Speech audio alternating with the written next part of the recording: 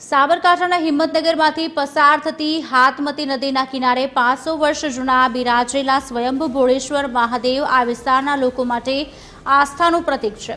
માત્ર શ્રાવણ માસ જ નહીં પરંતુ વર્ષના 365 દિવસે શ્રદ્ધાળુઓની અતૂટ આસ્થા જોડાયેલી હોય છે। હિંમતનગરમાંથી વહેતી હાથમતી નદી ભોળેશ્વર મહાદેવના જાળે ચરણ પખાડે છે। એક લોકવાયકા પ્રમાણે 500 વર્ષ પહેલા અહીં એક ગાય કુદરતી રીતે ભોલેનાથ ઉપર દૂધનો અભિષેક કરતી હતી। બાદમાં ઘરે જઈને આ ગાય દૂધ ન દેતી હતી ત્યારે તપાસ કરતા કપિલા કામધેનુ પોતાનું દૂધ મહાદેવને અર્પણ કરતી હોવાનું જાણવા મળતા અહીં નાનું મંદિર આકાર પામેલું છે।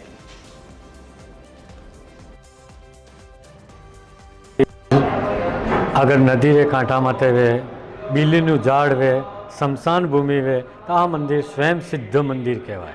आ भोलेश्वर मंदिर आ जोड़े स्वयं सिद्ध मंदिर है क्योंकि आ त्रणेय वस्तु भोलेश्वर मंदिर में मળી हुई। आ मंदिर हवार में 3 बजे नित्य खुली जाए, आरती और नित्य दर्शन चालू हो जाए। आ लोग पब्लिक 3 बजे माटे चालू हो जाए। ट्राफिक हमेशा 3 बजे चालू रहे। बपोर में 3 बजे एनो पखाड़ वे ज्यां कड़ी भगवान रे श्रृंगार करावा 7 बजे नित्य आरती वे। जय भोले। श्रावण मासनी शरूआत थई चूकी है। हरेक मंदिर हरेक शिवालय हर हर महादेवना नामथी गूंजी उठ्या छे। अमरा भोलेश्वर गामनी अंदर पण स्वयंभू दादा बिराजमान है।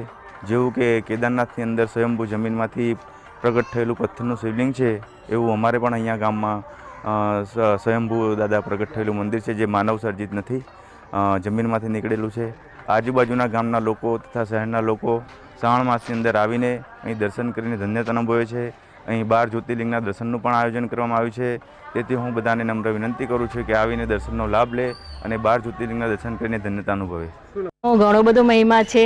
અમે વર્ષોથી ઘણા બધા વર્ષોથી અહીંયા આ મંદિરે આવીએ છીએ। ભોલેશ્વરના મંદિરે બહુ જૂનું અને પ્રાચીન મંદિર છે અને અમને બધાને મને પોતાને અને મારા ફેમિલીને બહુ શ્રદ્ધા છે।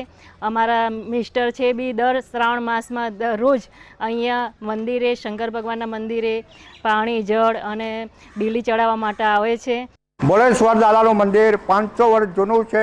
સાથે સાથે ઘણા બીજા દેવસ્થાનો છે, નવગ્રહો છે અને લક્ષ્મીનારાયણનું મંદિર છે, પછી ચામુંડા માતાનું મંદિર છે, મહાકાલી માતાજી છે।